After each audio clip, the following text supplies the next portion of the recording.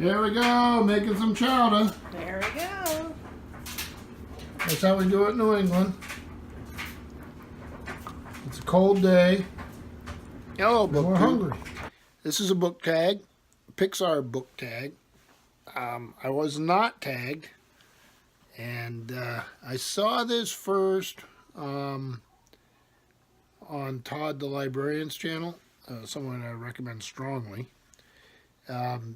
I believe he saw it on Matthew's channel, and then Graham Quigley's channel, and I think it came from Matthew's channel. So we will do our very best to provide links so that everybody knows where and how the tag got to me. I wanted to talk a little bit. You see, I have some vino here, and this is a New England wine glass. It looks like a water glass.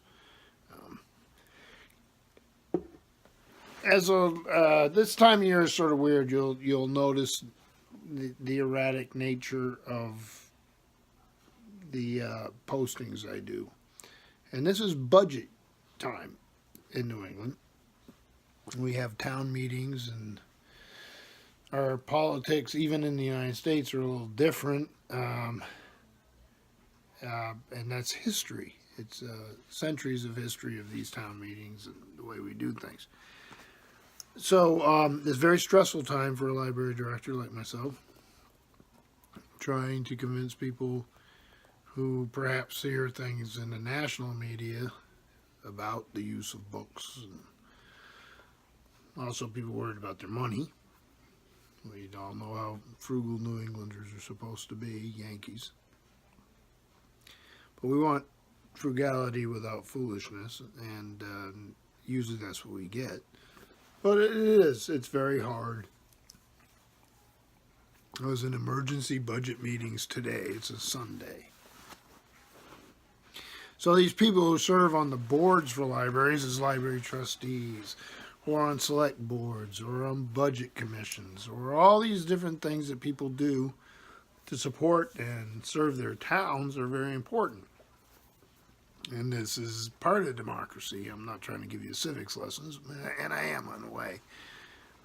Just from a library perspective and being book people, I know what you think about libraries and the important role they play.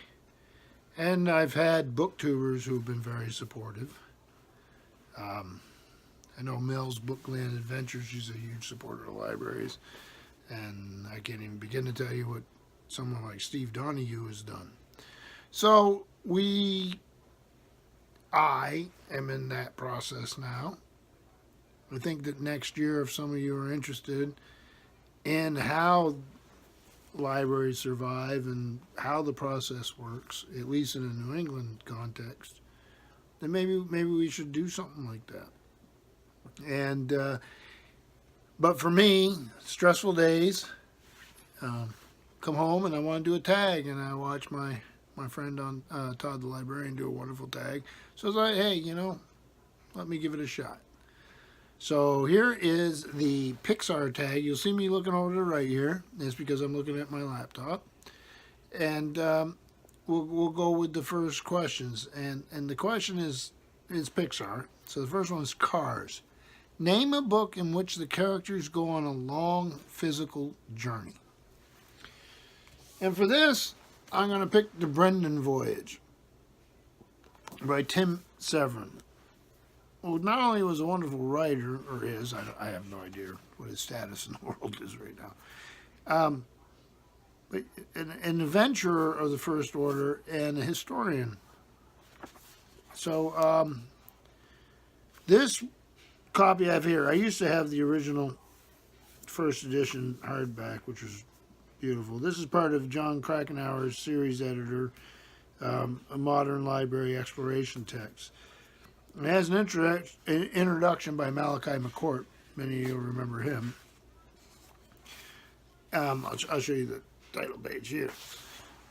So basically, Brendan was an Irish saint, and he wrote about travels in the North Atlantic in leather boats. And Severin came along in the 20th century and said, well, is any of this possible? And he built the boat you see here based on all the historical evidence he could gather.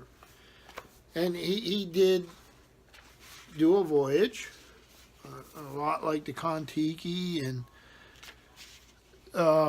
all these things. So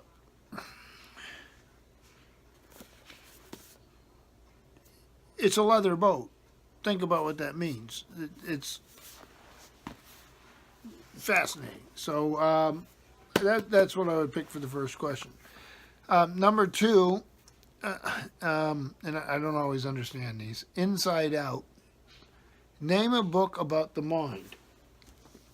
So for this, I chose Creating Minds. It's by a fellow named Howard Gardner. It was published by Basic Books, which is part of HarperCollins. Came out in 1993. And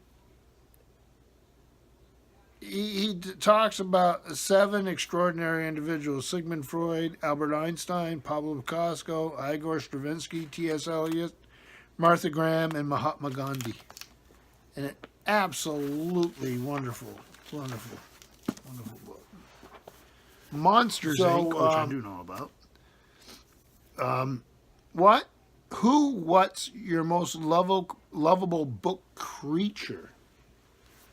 And for that, I'm probably punting a little bit here, or not doing this exactly the way you're supposed to, because actually it was a movie creature. And it's in a book. I have the book. I'm going to show it to you right now. Star Trek. It's about the classic episodes. And I always loved the story because a very young man got to write this and then launched his career.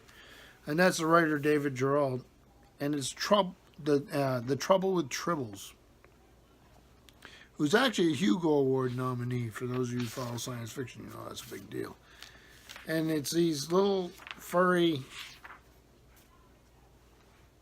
they look like a puff, a fur ball, literally. And they make odd noises and stuff. So here, nobody seems to know where tribbles come from, though obviously they are comfortable in oxygen-bearing air at Earth-like temperatures and pressures. Newborn tribbles are about 1 inch long. The largest one ever seen, about 16 inches. So, tribbles. And the next question, who's the best book dad? And for that, this is a reread I'm doing right now, Jubal Sackett, by Louis L'Amour. And I'll go to the first little. See to it, Jubal, my father had said. Find us a westward way. The king does not realize the size of this country, nor how that size will affect its governing. In the old country, land was held by the king and given to his great lords for their services to him, and it was farmed by serfs. There one must cling to one's place or become a landless man. Here there is land for all, and no man need work for another. He paused and looked into my eyes. Do you remember your brothers, Jubal? And all who bear our name? 'Tis a wide and lonely land, but if we stand together, we have nothing to fear. So that's the father of Jubal Sackett. So, who's your best book mum? And for that, I'm going to go to Frank Herbert's classic, Dune. And it's a Lady Jessica, who was a concubine to the Duke Leto Atreides. For the father, nothing. But for the mother, it was a little different. And her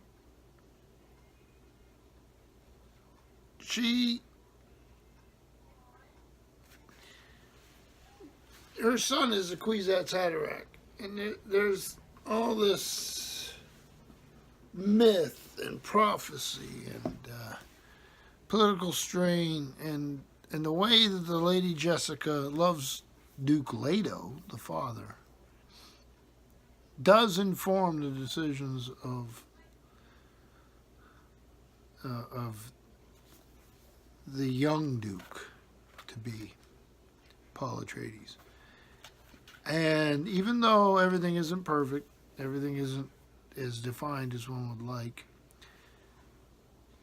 Paul is informed by his mother's love for his father. So I find that to be a fascinating part of this story. And it's complex, and it's not clean and defined all the time, but it is pretty interesting.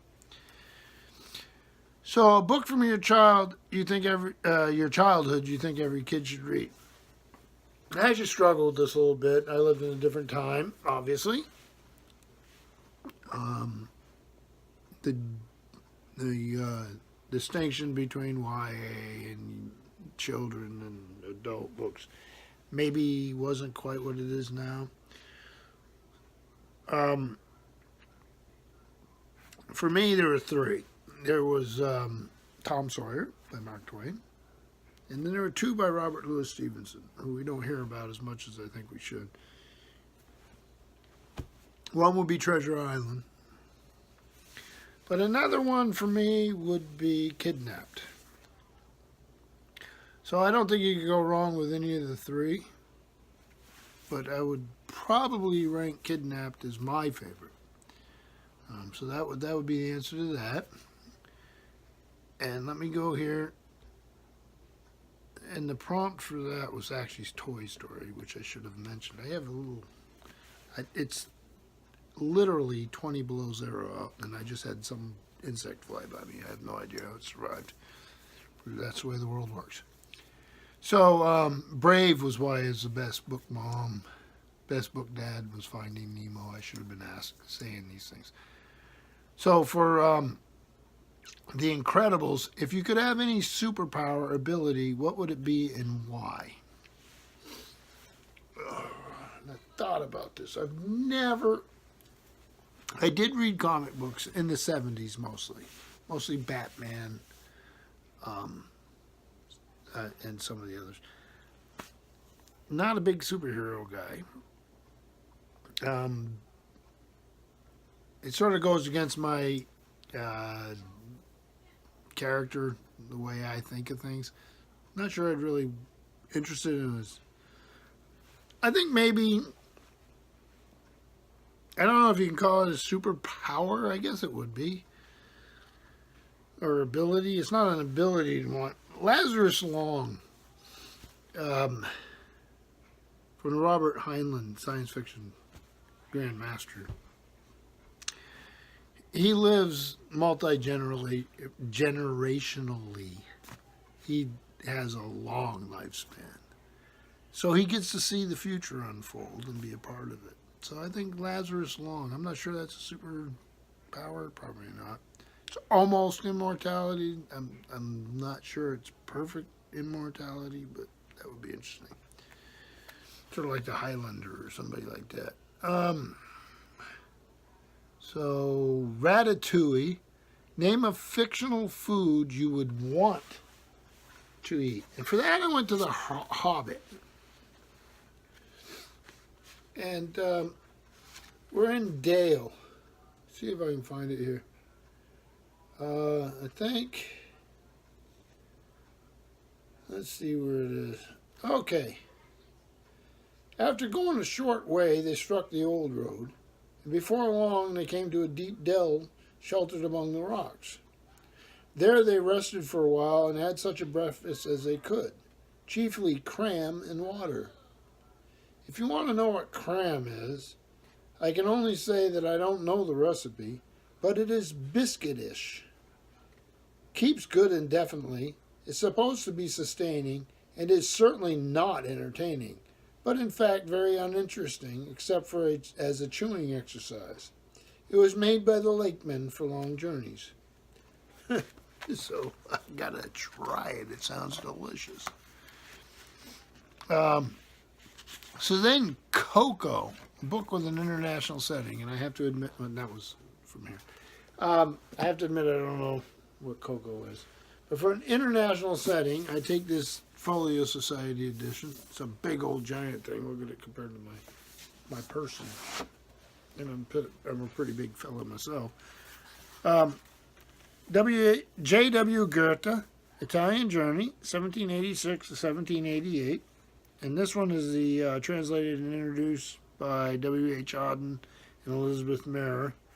And it's Folio Society, London, 2010. Wonderful, wonderful story about Goethe going into Italy. So you have a section on Naples, Rome, Venice. So quite a story. So that was the Pixar tag, I believe it's called. Let me double check here. Yeah, it's the Pixar tag, and I would like to thank Todd the librarian. He did not tag me, but I'm a huge fan of his channel. And thank you, BookTube.